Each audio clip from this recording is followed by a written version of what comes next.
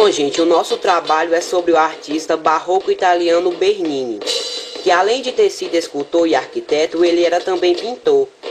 E o nosso objetivo hoje é falar sobre 3 obras dele que são a Colunata da Praça de São Pedro do Vaticano, o Castelo de Santo Ângelo da Roma e a Igreja de Santo André do Quirinal.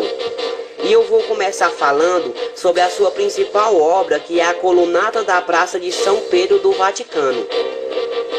A monumental Basília necessita de um padrão adequado para a recepção das peregrinações.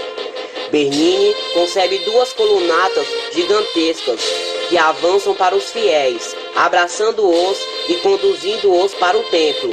A altura variável das colunas realça a perspectiva da cúpula de Miguel Ângelo e confere ao conjunto uma formosa ordem teatral, composta por 284 colunas simetricamente dispostas e 140 imagens de santos que coroam as 2 alas da obra. Idealizada por Gian Lorenzo Bernini, a colunata ocupa um espaço de 20.000 metros quadrados.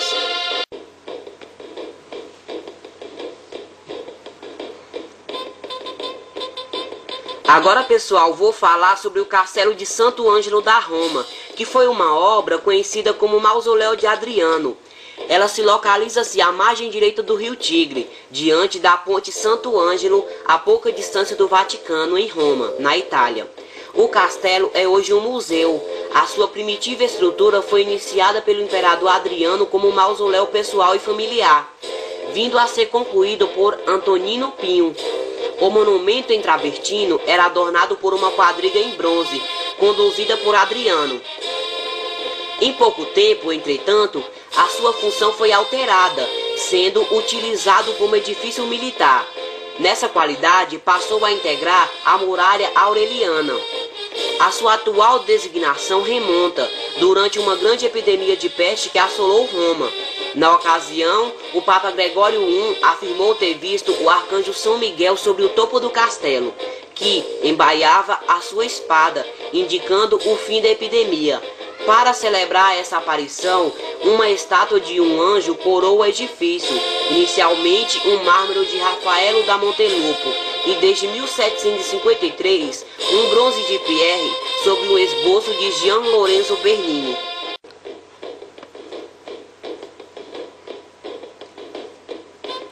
E para finalizar o nosso trabalho falando sobre as obras, eu vou falar sobre a última obra, que é a Igreja de Santo André no Quirinal.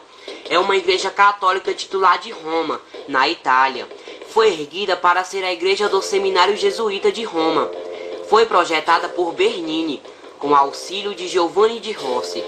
O contrato foi firmado em 1658 e as obras começaram por volta de 1661, sendo finalizada em 1670. O patrono das obras foi o cardeal Camilo Francesco Maria Porfiri, e o edifício logo se tornou famoso pela sua planta original, em forma ovoide.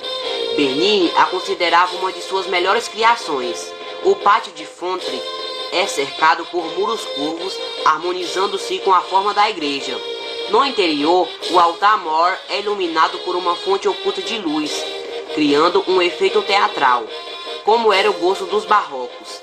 Várias obras de arte decoram as paredes e capelas laterais, incluindo peças de Guillaume Courtois, Antônio Regge, Filippo Brassi, Giacinto Brandi, Pierre Legros, Carlo Marrata e outros.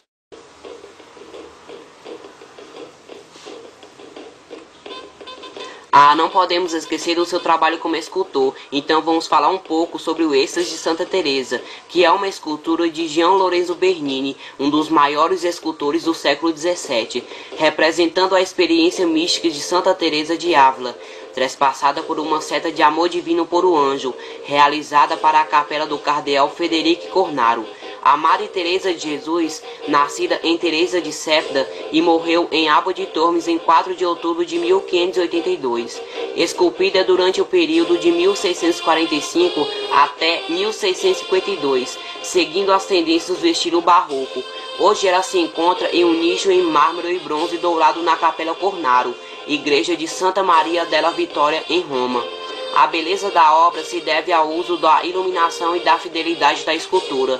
que conferem à obra sensibilidade, pois o escultor aplicava em suas esculturas o uso de corpos alongados, gestos expressivos, expressões mais simples, mas mais emocionadas. Bernini seguia as determinações da Igreja Católica Romana, que dizia que a arte religiosa deveria ser inteligível e realista, e servir, acima de tudo, como um estímulo emocional à religiosidade.